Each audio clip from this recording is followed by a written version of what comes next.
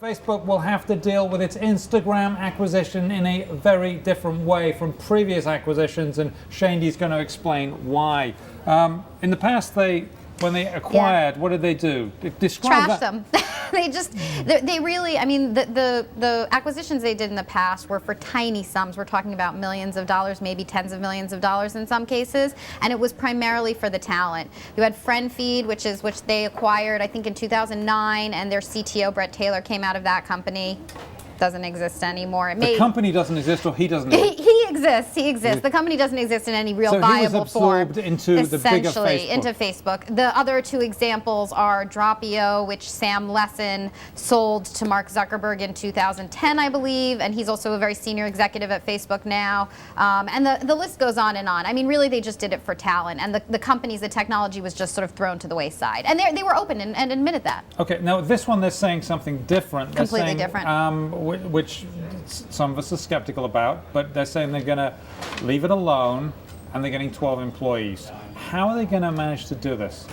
You know, that is going to be the biggest question, and I spent the day yesterday on the phone with sources, and what most people kept saying to me is, we just don't know. One of the most interesting things that I found out, which is just a tiny little example of sort of what they're going through, is that initially there had been this thought that Instagram was going to stay so independent it would have its own office.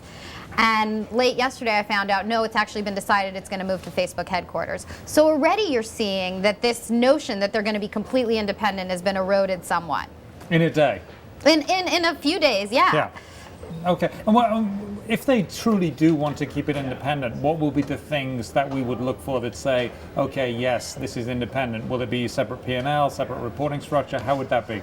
I highly doubt there's going to be separate reporting structure. I don't think that's going to happen. I think the key is whether Kevin Systrom, the CEO of Instagram, is going to stay in control of Instagram, or whether perhaps Mark Zuckerberg may try to make him the head of all photos at Facebook. Obviously, the photo product of Facebook is very different from the photo product at Instagram. That's a big problem for Facebook. Their photo product is pretty lame. They haven't really changed it since it's debuted in 2005. Instagram's got all these cool features. They have this mobile product. So Mark Zuckerberg even said in his initial press release, you know, I want to take the good from Instagram and bring it to Facebook, but I also want Instagram to remain independent. Well, how do you do that? I mean, they really don't know. And I think the biggest concern, obviously, out of all of this is that the history of acquisitions has been really shaky. We all know this, right? Google bought Android. That's a success. But News Corp bought MySpace, and where's MySpace today? So, you know, big corporations taking over little companies. Well, I mean, this isn't just little. I mean, the sum of money we're talking about, a billion bucks. That's a lot of money. But this is 12 people going into an organization of thousands. Exactly. How? I mean, there's going to be different corporate cultures there. How does Instagram keep its corporate culture that made it successful, or does it just have to say, you know, that got us this far, we need something different now?